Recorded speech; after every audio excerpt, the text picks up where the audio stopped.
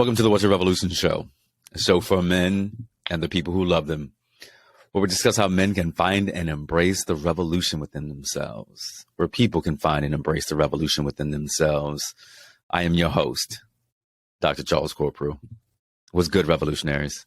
I hope all is well. You know, it's interesting as we think about, who we are as people, who we are as individuals.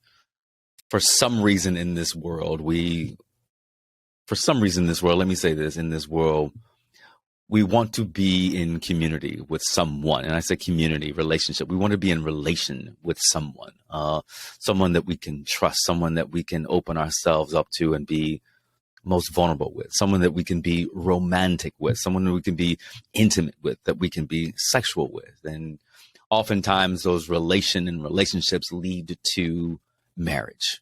And as I think about marriage, and we're going to have, one of the most prolific licensed marriage and family therapists, brothers, on the show today to talk about, right, how do we solidify? How do we make our marriages work? How do we make our relationships work? I begin to think about, like, the marriage that I saw growing up, Charles and Bertha Corprew. For 57 years, they were married. And I think about, people say to me all the time, for someone who has been ardent about not getting married, they say to me, you saw marriage for so long. Why don't you want to get married? I saw marriage in its purest form. And I say pure, for those of you who are married or in relationships, that marriage is work. It is one of those things that, you don't go on autopilot. It is a relationship that if you want to make it work, you have to work on yourself, not only individually, but you have to come together collectively. And for 57 years, I watched two people who loved each other, who worked. Maybe we could have worked a little bit more in their marriage. But what I really saw in the latter stages of my father's life were two people who loved each other, who understood each other, who after 57 years said, you know what, I love you. I know that I'm not in my best form right now, but I love you more than anything else because you are giving of yourself from the most freest sense. And that's what I got to see in my family, right? In the ups and downs of 57 years. But the latter stages of my father's life, he saw a woman who loved on him, who sacrificed. And in those moments, he sacrificed for her because he was able to say, thank you. And I think that's part of it, isn't it, Chris, that you think about the gratitude that happens in relationships, and you're hoping that happens. So I want to welcome to the show my dear friend and my dear brother, Chris A. Matthews.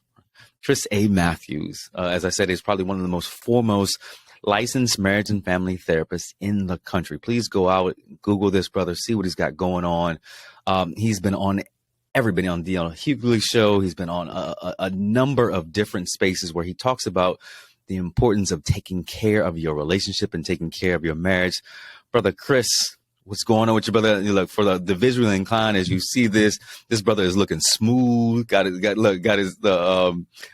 fedora. That's what it is. Got his fedora on, looking good. Brother Chris, how are you? I'm doing well. Feeling rejuvenated going into the new year. Excited about all the amazing opportunities that are coming up. Rested, just getting off vacation. So I'm in a great space right now. That's a beautiful thing. And thank you for sharing that. Many times people come on the show and they're talking about how fast paced their lives are, how fast paced everything is going on. And my dear friend, Sean Dove, who I talk about so much here on the show, he talks about, and I'll say it like this. I emailed him. Usually I email my kitchen cabinet, my goals for the year and my goals for the quarter. And I don't know if you have a kitchen cabinet. But I emailed Sean Dove and I let him know, what was going on. And I got a response back. You know how you put your email when you're on vacation, your vacation email. Or I'll be back. Yeah, exactly. And most people say, hey, I'm out of office. I'll see you when I see you when I see you. I'll see you at a certain date. I may not, be checking email. But Sean Dove and Sean Dove's way in the world and showing the type of leader that he is, his statement wasn't the particular statement that we usually see. It was him saying something about rest. and that, rest is resistance. In this work that we have to do as Black men, Chris, that we are armored up so often, whether at home, and hopefully we can let that armor down. But when we go out to the work, we go out in the world, we're armored up. And oftentimes we don't rest. And he actually linked something to rest is resistance, is that when we go out in the world and we're not rested, and as a therapist, when we're in stress all the time, our cortisol levels are different things that, keep us in this stressful state. We're not at our best. And even our ancestors found time to say, you know what, I want to rest. I need to rest. I need to be able to lead my people, but I cannot do that unless I have rested. And that's so I want to thank Sean and thank you for letting us know what it looks like, right? Look what it looks like. He's got a big smile on his face, what it looks like to be rested. And when you can go back out into the world, Brother Chris, and say, I am rested, I am restored, and I am ready for the fight. So thank you. Thank you for sharing that. Tell the folks, right? Tell my people what rest looks like for you. Right, give them a little strategy, a little tidbit right off the bat. How do you rest? Yeah, rest looks like being. We're human beings. We're not human doers, right? Everybody's constantly doing something. So for me, rest looks like engaging in activities that recharge and don't take away. A lot of writing for me is rest. Getting my thoughts out. Not having to worry about a schedule or being at certain places at a certain time. That in itself is rest for a lot of people. When we look at our phones and our calendars and our schedules and appointments, creating space where there are no appointments outside of activities that you want to engage in. That's the biggest part of rest, and that's what it looks like. To have 7 to 10 days out of town. And I typically will go out of town, a place that's in a different time zone, with the intentionality of knowing I can't be bothered because I'm not on the world schedule. I'm on my schedule for that moment. Right. That's true rest at different times. That is it. And hopefully, you may decide to go somewhere cold. I love to ski, Chris. I love to get out in the mountains and, slosh down the slopes at a very high speed. But there's nothing, and I say this so much on this show, dear brother, there's nothing like warm water. And, the cleansingness of being in warm water, the safety of warm water. And I say safety, there might be sharks and different things in that warm water. But, oftentimes when you're close to the shore, but out further enough where you can just, your body can imbibe the salt and the warmth and all those things, it brings the body a sense of peace. And, thank you for sharing that, because I go to the Dominican Republic on a regular basis these days. And I realize, Chris, and maybe you can attribute this and have some commentary, is that when I go, I make sure I go, like you said, for 7 to 10 days, because it takes me about 3 days to come down. When I'm not checking the phone, when I'm not checking email, when I'm not amped up. And I travel with my boy all the time. And he's like, I know when you are down, like you've come down, because the scowl on your face is gone, and there's a joy and laughter about you, and you start joking. And he's like, I know that's when, and that's what happens, and that's a part of rest. What is one or two things other than writing that provides you, a space of rest when you're 7 to 10 days out of, your particular locale? I enjoy hiking. I enjoy mountain biking and hiking, being in the woods, being in nature. Some of my most memorable trips are the simple ones. My wife and I and family went to Burlington, Vermont. Okay. In Burlington, Vermont, and there's a bike trail that goes across Lake Champlain. And you can look across both sides, and it's the closest you can get to riding your bike across water. Because it's a narrow trail. Wow. It's like 28 miles, and it's water on both sides going directly across the lake. Also, rest, to your point, warm water. This past summer, I was in Egypt, and we got to float in the Red Sea all day. Oh, wow. That was beautiful. The Red Sea water was perfect. It was very salty, so you just You easily float on top. Right. So those places, nature, I really enjoy going outside. I do a lot of biking, like I said earlier, hiking. Rest for me looks like just connecting with the elements, connecting with all five senses, being able to slow down and take a deep breath and just absorb all the oxygen from nature, being able to hear the sounds of birds chirping, just being able to touch the ground, just seeing and feeling all of the different elements that God has produced, and for us to be able to soak up through our senses. That's rest. Yeah. No, brother, I appreciate the openness. Because in my mind, like when you say this, because when I say this, right, that I like to hike or I like to kayak or I want to be out in nature, my boys say that's some white folks ish. Like, why and in my mind, I'm thinking that's just human, right? That maybe we just as a collective, as a collective or a mono, we just haven't done those things. But why does that have to be some white folks ish? Because there's not a lot of black people on a mountain bike, for starters. I know that. And that's been the story of my life. There's not a lot of black men that do marriage counseling. One of the terms that we're giving is hit them hard. Right? We're giving unicorn is the term. I'm a member of the Black Male Therapist group of CLT. I'm out of Charlotte, North Carolina. Right. And the group was formed because black men in our city were not connecting with one another within the mental health space. And then we come to find that that's something nationally that we see. There's a need for African-American men to go into the counseling fields. And there's this misconception that you can't generate money or enough financial security to provide for a family as a mental health professional, which is false. So debunking the myth that you have to be poor because you're in the helping field. That's not the case. You can provide a good living for yourself and family and still do work that gives you the opportunity to help couples and people with their mental health. Right. Brother, that is an amazing segue. That is definitely an amazing segue as we begin to delve into relationships and, going into therapy. And let's talk a little bit about you for a second. How did you get into this field? What was the catalyst for Brother Chris to say, you know what, brothers ain't going to marriage and family counseling. They're not going to marriage counseling. But give us a little of the etiology of Chris and how you got into this field, and then we'll move forward. The field found me.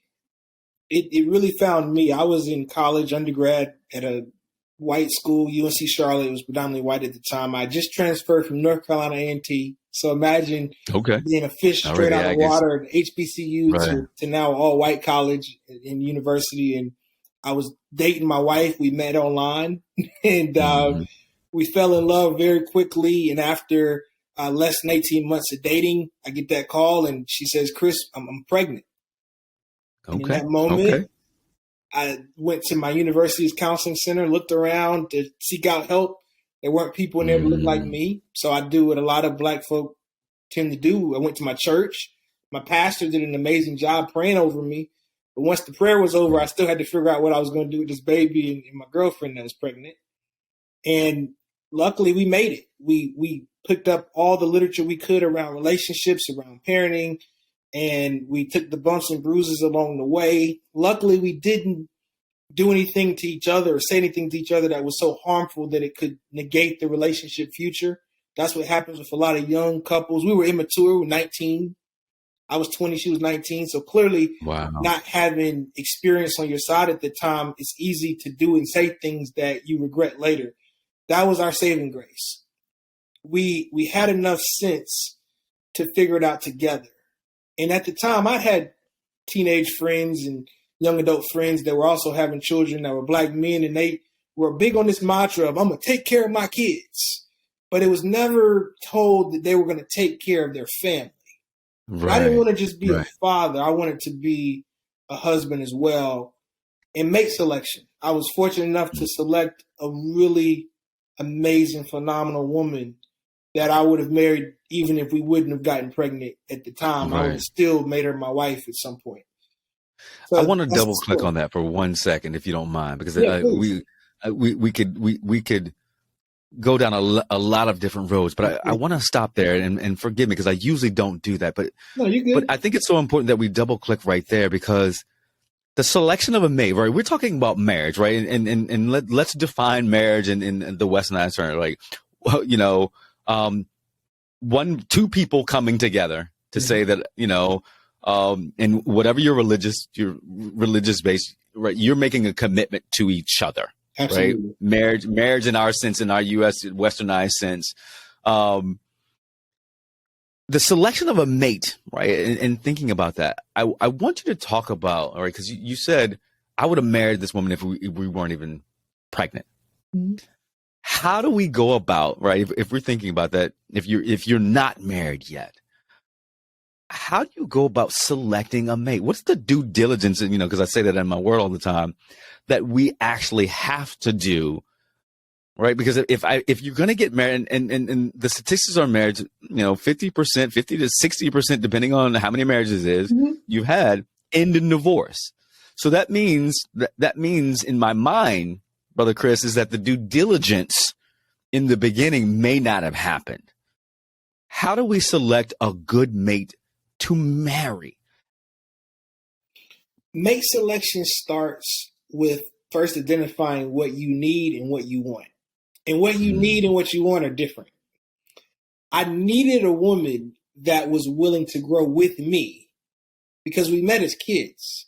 I needed a woman that was also going to have patience. And I needed a woman that also desired the same things that I wanted. Now, the wants were different because when I was dating women throughout high school, college, prior to meet my wife, they didn't look anything like my wife. I was into the cheerleader type. They were, 5'6", 5'5", light skin, long hair. My wife is almost 5'10", dark skin, right? Like short hair. So the needs were, in my case, thank God, they were bigger than the wants. And I think that we sometimes will select someone based on what we want or we think we want, but needs are things you get to grow into. Needs are the things that get to stay there beyond the infatuation period of a relationship. So I was able to select a mate on the needs, someone that was going to grow, be patient and understanding. And the biggest need is having someone that wants you. I never have to question my wife's want for me. Mm-hmm. Right. And I'm a big fan of jazz music and soul music. So Sade is one of my favorite singers. And she has a line in the song. She says, I want you, but I want you to want me too. Yeah. I want you, but I want you to want me. God, and to your other point you made, relationships are living, breathing organisms. You can find a mate, but if you don't take care of that mate, then the relationship won't last. It's similar to how you have to manage your body or manage your career. You can get the job, but you have to do the work to keep the job. You can reach a weight gain or weight loss goal, but you have to sustain that weight or physique. Everything in life isn't about a destination. It's really about the journey and the process. Right. And that's marriage. And marriage is a tool. The tool of marriage for me is the opportunity to share things in life with another person. That's what makes it special. I could travel the world, but it's different when I get to travel the world with another person. I could raise children, but it's different to raise children with another person. I could generate a lot of money and have successful businesses, but it's different to do that with another person. And it was a desire. I wanted that for a long time, and my wife had wanted it as well. Right. We were just fortunate enough to be put together at the right time. And for those that are listening, you can start by simply writing a list. My father told me how to do that real young. I was 8 years old, and my dad told me, anything you want, write it down. Write a list. So when I met my wife, it wasn't me becoming part of her plan. It was a plan I already had. I'd written that list out. And someone told me, and I believe that, if you don't have a plan, you just become a part of someone else's plan. Luckily enough, my wife and I both had plans to make each other their spouse, and it worked out well. Wow. Brother, you make me think about this list that I have actually created. And I've just pulled it back up. I haven't looked at this list actually in a long time, Chris. But it's interesting. And thinking about that and knowing like all of these things on the list. And as I look at it, Brother Chris, athletic, traveler, spiritual, but not religious, stylish, a good mother or mother already. I put attractive in my eyes, career driven, portable. I'm looking at all like 16 different things, right? So, and I don't know how long your list is, but as you think about this, and the people who say, "Hey, Brother Chris just told me to write all these things down," there's no way that I'm going to get all 16 things, Chris. And how do we say? There's my childhood best friend and I were talking about this today. How do we know what to say?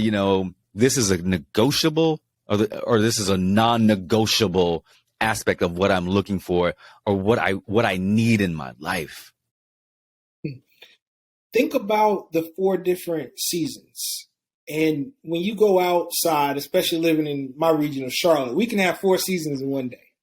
So you got to have enough layers. You have to have maybe a jacket you start with, a sweatshirt, T-shirt, all the way down to the tank top. Because we can go from 30 to 80 degrees in one day. I give you that metaphor because that's how the list needs to be. Think of characteristics on that list that allow you to transfer the relationship through different seasons of life. With my wife, patience was number 1 on the list because I can transfer that quality through all the seasons of my life, especially when you look at marriage as someone that's going to be there until death do you part.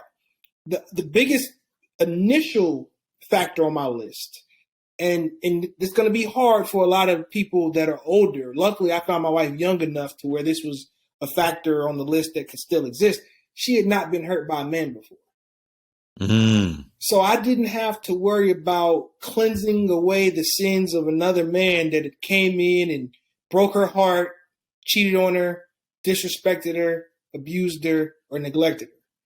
That made my journey a lot easier because the trust was there from day one. I started out with an A, and in school the teacher will say everyone starts with an A based on the assignments you do. You keep that A or lose that A. I never lost my A. So 17 years and counting, I've kept my score based on the actions that I've put in each day and moment with my wife. Wow. Brother Chris, you talk about that. That is an interesting thing because, when, and I say this like this, when you can come into a relationship with a blank slate, you're a tabula rasa, as they say, a blank slate. But many of us don't come into a relationship with a blank slate. We've have pain. We have hurt. We have childhood trauma. The good brother, Dr. Brian Turner, was on the show. And we spent at length talking about how do we overcome childhood trauma or different things to allow us to show up better in relationships. It is fortunate. It is a fortunate thing, particularly in youth, when you may not have had to deal with, when you have to unearth trauma individually and then collectively in a couple, or you're having to deal with being re-traumatized by a former spouse or former boyfriend or girlfriend or former lover. That is an interesting thing that you don't have to worry about that, and that she can see if you, and particularly if you're doing the work as you're doing, Chris, as you continue, like you're growing in your wants and needs together. You can show up together, grow together, and you can hopefully leave the trauma that you may have had in the past. So I love that. Like you said, I came in with an A, and you're doing the work to make sure that you continue to have an A. But you and your work, and I think this. Were you going to say something, brother? Yeah, there's an educational component that I left out. Mm-hmm. Go ahead. I talk about this in my book. I talk about this in a lot of workshops. My wife and I, we got in our first fight like most couples do. The first fight is really the turning point on how the relationship can go moving forward. My wife hung up on me. I was being what I thought was funny, but it was disrespectful. She hung up on me. And I looked at the phone. I looked at the phone's one of those hang-ups. I know you didn't just hang up. You look at the phone, and I had a choice to make. I could have gotten into the game mode of, I'm not going to call you back. Mm-hmm. Or I could have called her back and she could have hung up and then we could have gone back and forth. We eliminated power struggles from the beginning. So I call her back. Right. She doesn't say anything. I hear her breathing on the phone. And I simply told her in a deep voice, I said, hey, look, I'm going to mess up. I've messed up as a brother. I've messed up as a son. I've messed up as an employee. I'm going to mess up as a dating partner. I promise you I'm going to mess up. However, let's respect each other. If I say something you don't like and you have to go, I won't hold you hostage. Let's just not hang up on each other. Mm-hmm. I'll give you space and we'll reconvene, but give me an opportunity to learn how to make it right, because this is a foundation that we're building and we got to dig deep. And I shared this with my wife at 19. I was actually 18 at the time, excuse me. And wow, you said that. I said that's a level of emotional intelligence that many of us don't have at 18 or 19. Yes. And she said to me, okay. She never hung up on me since then. And we always know moving forward from that moment, our styles. She needs space to regroup. I need an opportunity to fix it. I have an anxious attachment style. Yeah. Yeah. Wow. So as a person with anxious attachment style, I need her to let me know I will have an opportunity at some point to correct the error. Yeah. She gave me that confidence and comfort to know I was going to have an opportunity to reconcile. That's all I needed. I then in that moment educated her on the fact that I wasn't going to disrespect her by continuing to badger her and step into that space that she needed to recollect herself. That conversation was the turning point in our relationship, because we learned from day one how to handle conflict. And a lot of the data and research shows couples who learn how to handle conflict. It's not if you fight. If a couple comes into therapy and they say we've never fought, that is a bad sign. It's how you fight. It's not if you fight. It's how you fight. In counseling, I don't help couples not fight. I help couples handle and mitigate conflict the right way. We call it second order change. You have first order change, which looks like treating the symptomology. Second order change looks like treating the entire system. So couples will come back in and say, well, Chris, we're still fighting. Okay, but we're not cussing each other out. How are you fighting? We're not slamming doors anymore.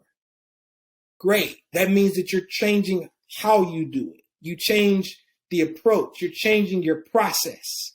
And that's what makes marriage and family therapists unique, because we're systemic-based clinicians that help couples and individuals and organizations change their system. Because if we can teach you how to fish, then you don't have to rely on us for fish as a counselor. Yeah, brother, you're speaking the truth. There are a couple of things that I want to pull back on and open up for 1 second, because you hit home when you said, about an anxious attachment. And, for the uninitiated and anxious, I'm gonna let you define it. All right. Talk about what an anxious attachment is and what it may look like, so people understand before I double click on it for a second. I'll use just kind of layman's terms. If you are a person that allows your mind to go off to the races, so your partner gets upset with you and then you start just thinking, oh my gosh, we're going to break up. Oh my gosh, I got to fix it now. Oh man, they're going to leave me. It's this ongoing repertoire of thoughts that just take over your mind. And you're just constantly pursuing. So you have a distancer and a pursuer usually in a relationship. So that pursuer that doesn't have the ability to fall back for a second, regroup, reconnect, typically is the one with the anxious attachment style. Right. Thank you for that from my folks, because I have an anxious attachment as well. And so, and we could spend an entire show about anxious attachment and what it does in relationship, how it shows up regularly and frequently. And like you said, we tell stories. We tell stories that typically may not be true. The anxiety will allow us, we go into a flight or flight response and creating a story like, oh, so now I have to protect myself. And for me, Brother Chris, like when in an argument, even in a relationship, I want to resolve that argument as quickly as possible, to get rid of the anxiety and my anxiety around, oh, we're in chaos and you're going to leave. Mm-hmm. That's the fear. We're in chaos. And what am I doing? Like, oh my God, are you going to leave? Are you going to leave? What's going on? So let's rectify this as quickly as possible so I can feel better. Because I don't like the way anxiety for us, if you know, is not only a mental response, it is a physical response. Our body is thinking there's threat, and so our body responds to that. And so that is the interesting thing. But what happens when you're in partnership now and your partner says to you, well, I need some time to deal with what just happened. And you're like, oh shit, like what? Are you going to leave me? Are you going to leave me? Are you going to leave me? And so it's interesting that I have to say early on in relationships is that, hey, there's a vulnerability that I need to say. I have an anxious attachment disorder. I want to be with you. If we're in chaos, at least acknowledge that you understand that, hey, I might be in chaos and conflict right now and trying to figure this out. I respect that. I need some time to deal with what just happened. I'm not leaving you. You need a safety plan. And yeah, exactly. Thank you for codifying that. Your partner have to come up at the beginning, a space to create a safety plan on how to respond. Right. And that's what counseling, exactly. Couples counseling helps you do. I tell people, if you get the couples counseling in the initial phase of the relationship, it's better than later on.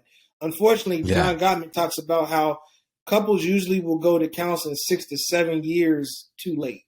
They've been in chaos and conflict for 6 to 7 years before getting into counseling. I'm a firm believer we need pre-engagement counseling, not premarital counseling. Before a couple decides to propose, that's when they need to go to counseling, before that process even takes place. I've had couples come into counseling during the initial courtship phase, and this was actually a very powerful case.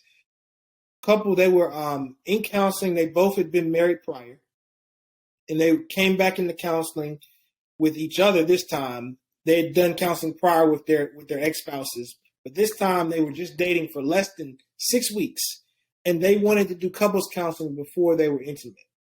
The reason why is they felt like, and they were right, once you become intimate, you now have different neurotransmitters that are presented in the brain. At that point, you're really not. You're in the wash. You're in the mix. You're in that neurotransmitter wash, brother. Right. It does a lot. Absolutely. So they got the counseling, and they end up departing ways, but they were so thankful because what it came down to was they just wanted different things in life.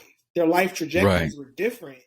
And they weren't able to initially see that because of the fact that they had such good conversation and chemistry. Mm-hmm. But conversation and chemistry doesn't always lead to a good relationship if you have different directions in life. He wanted to travel. She wanted to stay local because she had 2 children. Imagine if they would have gone through the process of becoming intimate. And most people don't know how to dissolve relationships. We don't think about that for a second. People don't know how to leave jobs correctly. We don't know how to say no. We don't know how to turn someone away. Instead, we just let it burn and crash. And that was, something I see a lot in counseling. People come in because they don't know how to just say, this feels good, this is great, but I know it won't have a history to it or it won't last. So let's just break it off now. Chris, there's so much of that, and I think at the ground floor, if we look at it, is that I don't think that we're taught how to truly communicate. One, and I'm going to say that, period, full stop. Mm-hmm.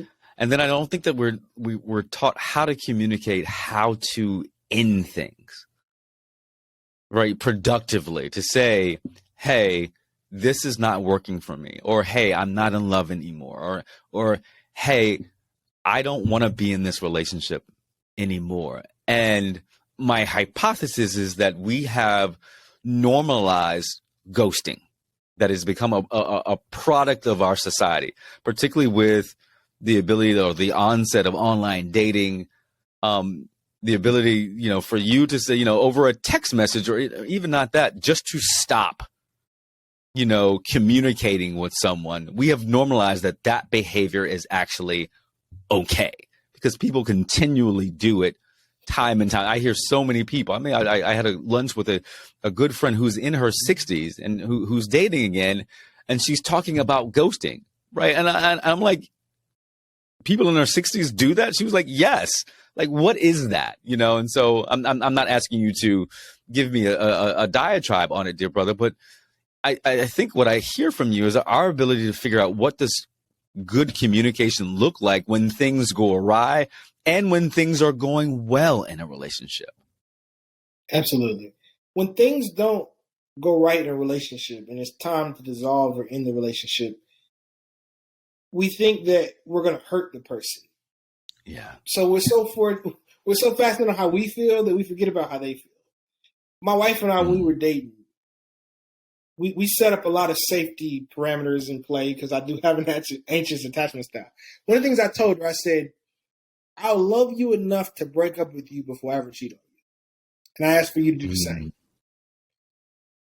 That was so powerful because I would rather get my heart broke by my wife leaving me without deceiving me. The same in a dating relationship. I'd rather a person say, and those that are listening, instead of ghosting someone, say, you know what? This doesn't feel like a good fit anymore. And I care about you enough to say this out loud than to ghost you. Right. Just say that. Right. But instead, people are salesmen and women. So the person will say, give me another chance. And we're really being, in a sense, lazy. Instead of standing our ground, we feel like we can ghost a person because then if you are there and they want to continue to pursue, you have to be assertive enough to say, hey, look, I completely understand, but right now, you're now crossing the line. I've made my peace with you, right? Mm-hmm. So ghosting doesn't have to look like just eradicating a person. Ghosting might be something you need to do after you've established your boundary. Right. So they don't have to continue to pursue the individual, but that person on the other end wondering what happened, that's a torture. It's psychological warfare. Like, yeah, why would you make someone go through that torture? Because it's not easy for you, the person that's leaving. Right?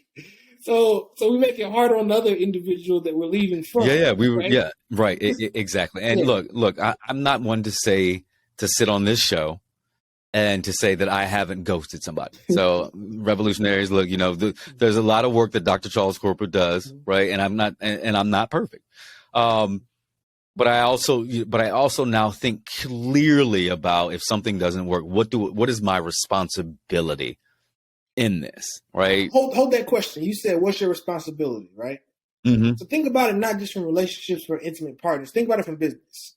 I was at a business conference and there was a gentleman that's highly respected. And he went to another person and he said, hey, I want to do business with you. Great. Someone else came and attempted to do business with this person. And he ignored the individual. And I asked from afar, I said, well, why did you do business with that person and you ignored the other person? Well, I like that guy, so I want to do business with him. Well, what did you not like about the other guy? Well, he was too pushy. He didn't have the professionalism that I liked, so I didn't want to do business with him. Well, why didn't you tell him that? Well, that's not my responsibility to tell him that. Well, how do we as black folk help other black folk? Because you didn't have to do business with him, but you could have still given him that lesson. And if he received it or not, that's on him. That's their responsibility. That's their responsibility. So someone who supervises other clinicians, I'm in a position all day, every day where I have to give feedback. And I give feedback because I care about the person. So I think when you truly cared about somebody, to ghost them without feedback, it eradicates your true desire that you initially had when you were caring about them. It cancels that out at that point, right? Right. So let's I totally agree. to give each other that feedback, even if the person doesn't receive it. That's on them if they don't receive it. But let's be true. Right. We are is if we say we're going to be helpful people and promote Black culture, let's be about that. Then. Let's really give people feedback, and if they receive it, that's on them. If they choose to not, you don't feel no harm, no foul. But let's at least attempt to give it. Yeah, brother, I love that. It is interesting because, out here in these streets, Dr. Corpor's out here in these streets, and you know exactly what I mean when I'm out here in these streets dating. And met someone, and my life can get really, really busy at times. Running several businesses, the podcast, different aspects of my life. So I can't always return calls, and I also have to work to say, if I say I'm going to call you, I need to say I'm going to call you, right? I'm going to call you, and if I can't, I need to acknowledge that. And I told someone that I was going to call them, and I ended up not calling them for about a day and a half because I got so busy. And I got a text message, and the text message was like, "Hey, one, you said you were going to call, you didn't. One, so that was the check. Two, are you still interested? And if not, could you give me some feedback on why you're not interested?" And when I read the message, I was like, it was profound, because this person was asking, right? One, like, "Hey, haven't heard from you. Want to know, what's good," but then asking for feedback.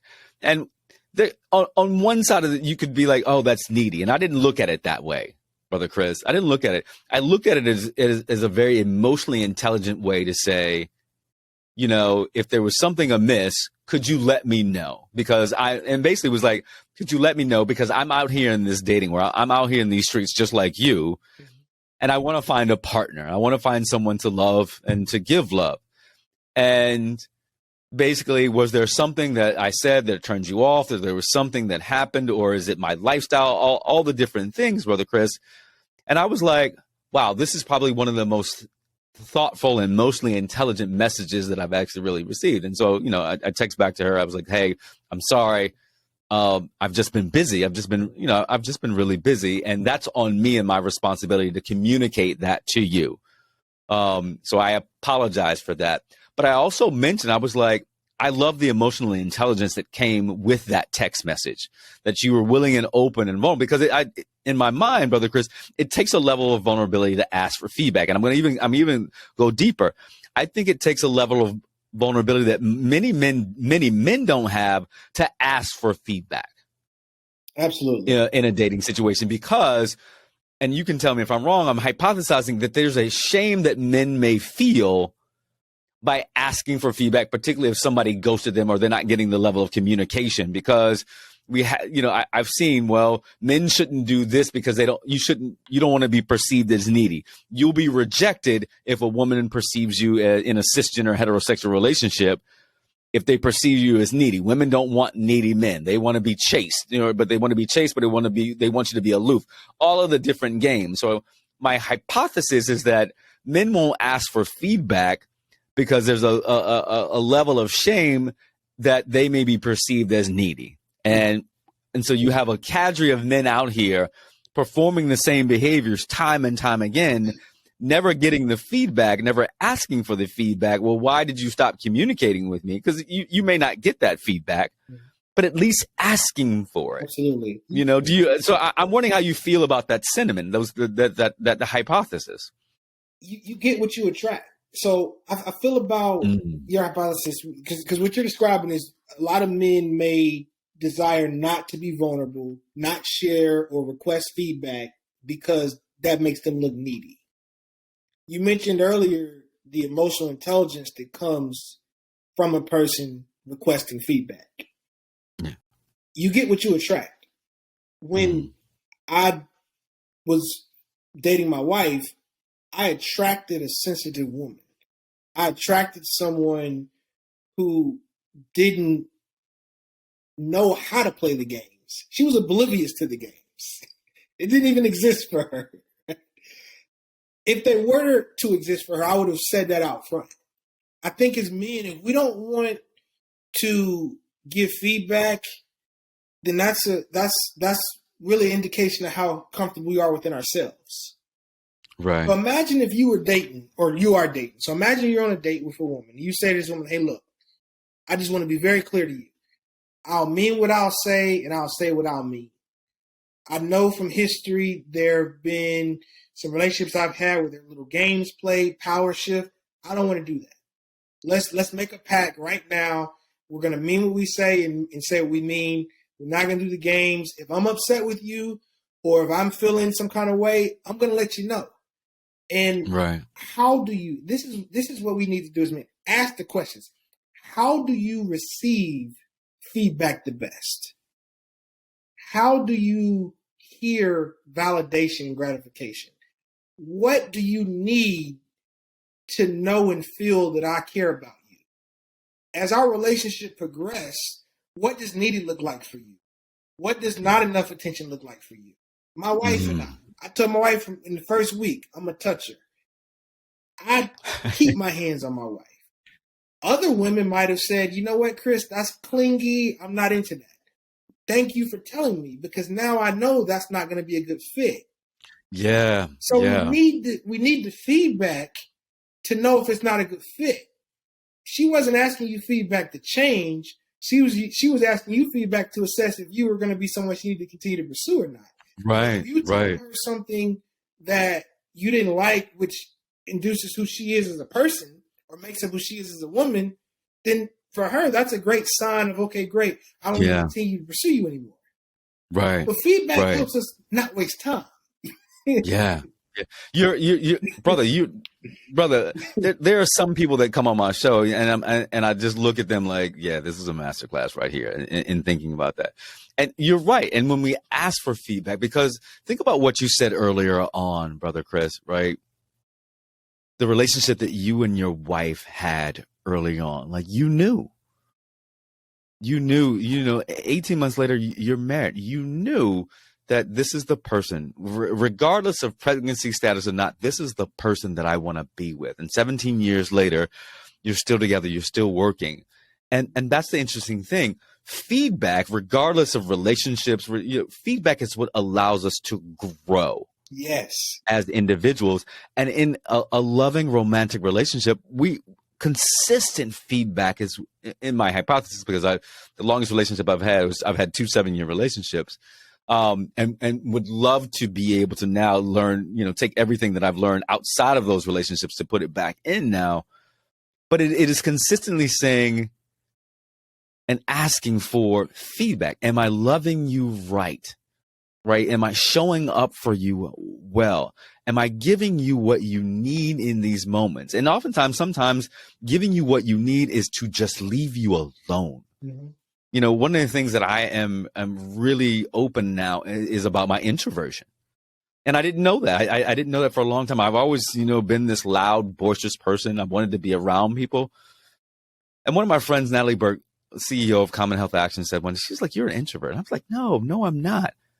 And then I began to really do an assessment, psychologists like doing an assessment. I realized that after so long of being the loudest person at the party, I'm drained. I'm done. I want to go to the quietest, darkest place. And so I realized that and now that I can say again. So my wife's an introvert. And when we go out in the social settings, I finally understood introverts, it's not that you don't like people, it just takes a different level of energy out of you. Yes. The recharge versus extroverts are charged by energy of the people. Introverts, it comes out of them. And it comes out of them. Yeah. Yeah. I wanted to get to a point you made earlier. You mentioned about the percentages of what you look for and what you don't look for in the dating phase. A lot of researchers and I'm trying to think of the guy's name. He's a very popular neuroscience author out, but Jordan Peterson. One of the things that he talks about, he says that there's a 70-30. He's like 70% of what you find is what you stand on. 30% you learn not to fret about, or you manage the 30%. So my wife, for example, she's one to not be on time. Okay, that's part of 30%. I learn how to manage. Okay, the 70% encompasses all of the other good things.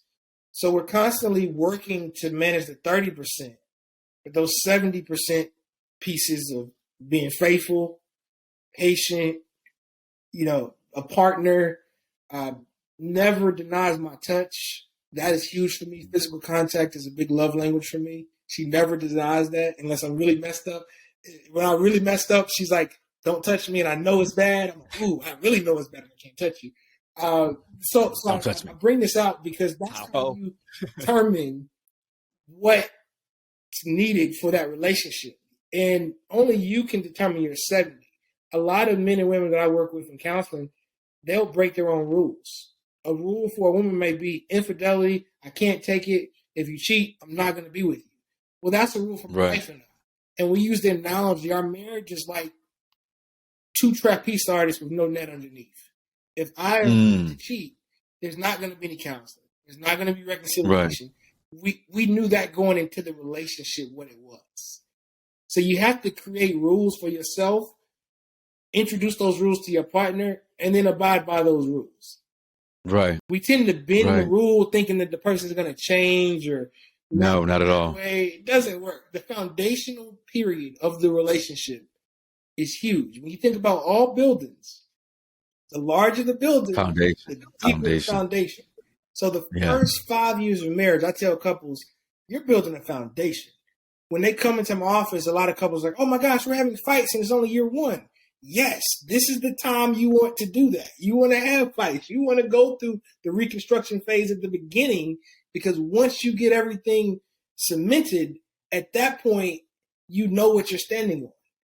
So, anybody listening is young in marriage or dating, don't shy away from conflict in the beginning. Allow that to be a measuring tool for where the relationship goes, in addition to vulnerability. You mentioned earlier about the games that people play in relationships, and especially men, we feel like if we give too much, then we're soft or weak. Allow it to be tit for tat. If you're with a partner on a date and she provides a little bit of vulnerability, you provide a little bit. It needs to be tit for tat. That's a good gauge for how you progress in the relationship. If your partner that you're on a date with doesn't say anything that's open or allowing them to be exposed in any capacity, then that's a red flag for you. That's a red flag that they may not be ready for a relationship. And there has to be even killed pieces, right? I'm not telling you to go in and lay everything out on the table, but it needs to be a back and forth process. Right. Vomit in moderation, as I read in a book a couple years ago. Bits and pieces. Right. This time has flown by. I know. this time has flown by. I just want to spend a couple more moments with you, Chris, because we've talked about relationships, and you said people go to marriage and family counseling 6 to 7 years too late. Why do people go to marriage and family counseling, and what can it do for a relationship?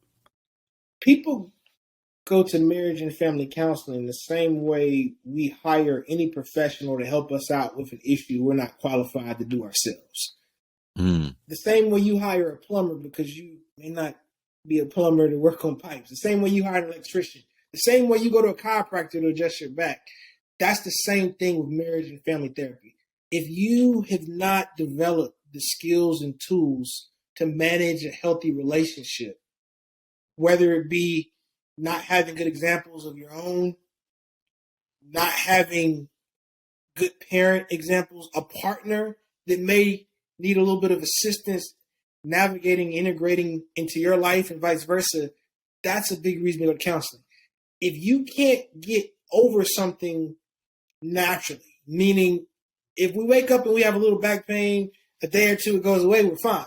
But when the chiropractor comes in, it's usually because that pain has lasted for more than 1 or 2 days. The same with counseling. So couples will be in agony and pain for 6 to 7 years.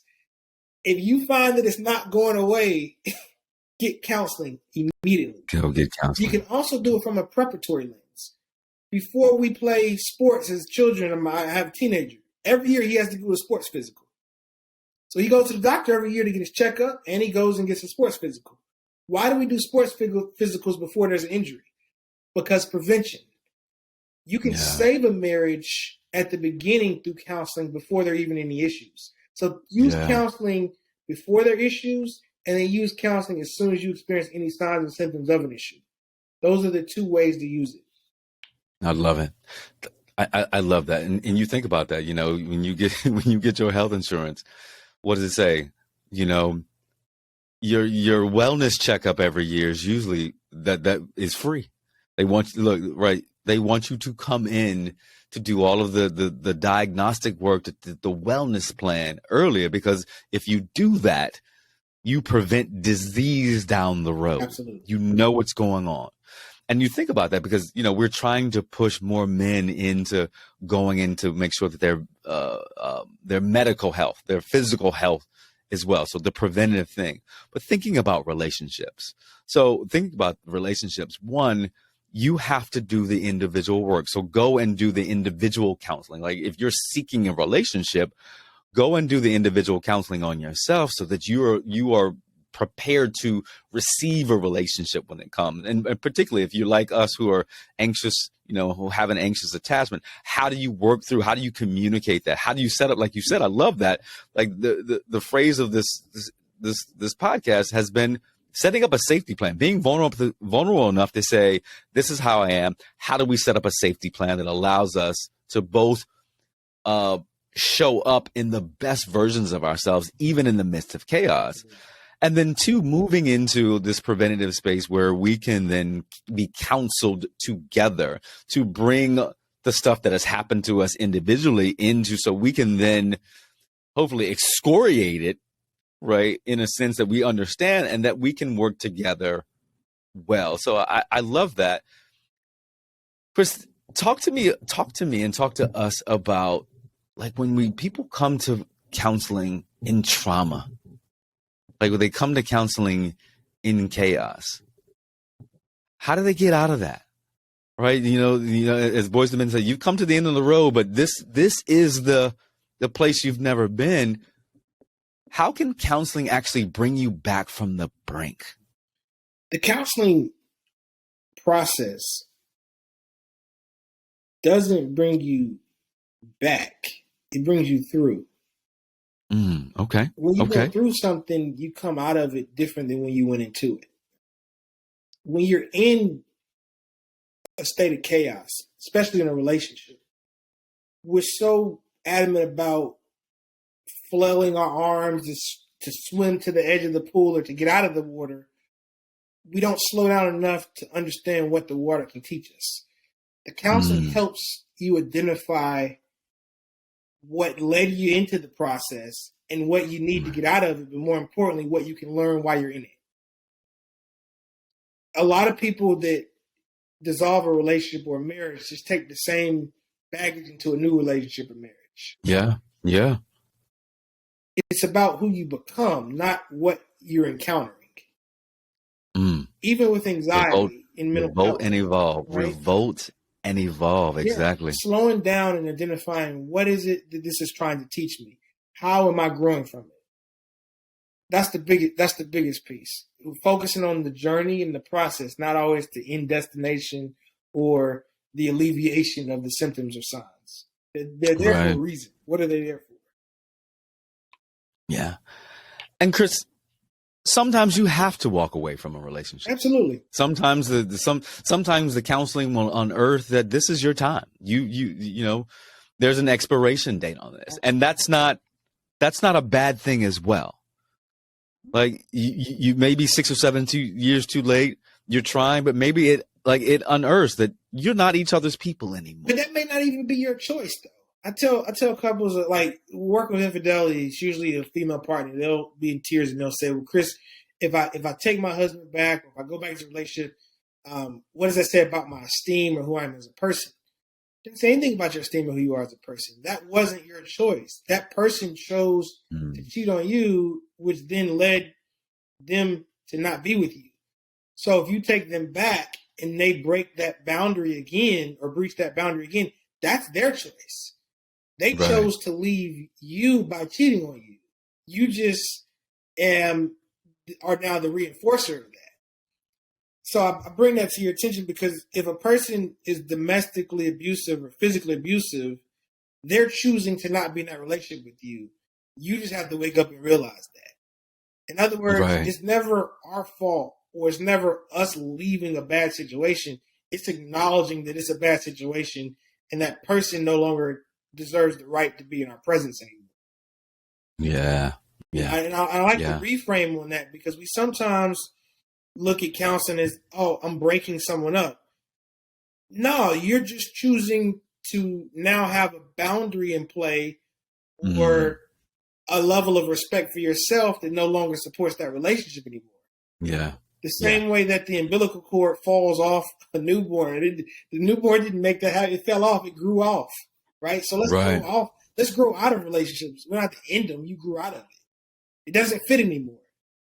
Yeah. That's my favorite line. Is it a good fit? If it doesn't fit, you must have quit. Yeah. Yeah, right. I love it. You must quit. If it doesn't fit, you must quit. Yeah. Relationships are tough. Marriage, committed companionship, whatever suits you to fit you. Relationships can bring you the greatest joy of your life. They can also bring you some of the greatest pain in your life. But in the midst of in the in-between is when you have to do the work. And, the ability to find great people like yourself, that look like you and me, that have the ability to, provide a purview that we may not see, to illuminate the blind spots that are just not there. You know what I'm saying? When I say just not there, illuminate the blind spots that are there. Is a beautiful thing. And I think that we all need to think about individual therapy as well as when you're coupled, to have another voice that is not a parent or a friend or a pastor, but someone who can see and peer into your relationship and say, hey, these are some of the holes and I can help you through that. And that's the segue. I know that your show, What's Your Revolution? And my revolution is to shine a light on the value of marriage, and to shine a light on the value of healthy relationships, and helping people acknowledge that you don't have to do it by yourself. Yes. There are trained professionals that are here to assist with your growth and development. The same way you hire a coach, a strategist, all of the different health professionals that are in business to help a person become their best self. Same with therapy. So debunking the stigmas behind this sense of weakness, in reattaching strength and detaching weakness from therapy. Going to counseling is a sign of strength, not weakness. Right. It means you're strong enough to acknowledge that people are out here to help you, and you're wise enough to find that help before it's too late. Before it's too late. Yeah. Brother, that's it. That's it right there. The revolution is helping people, have the best relationship, the best marriages that they can have. Absolutely.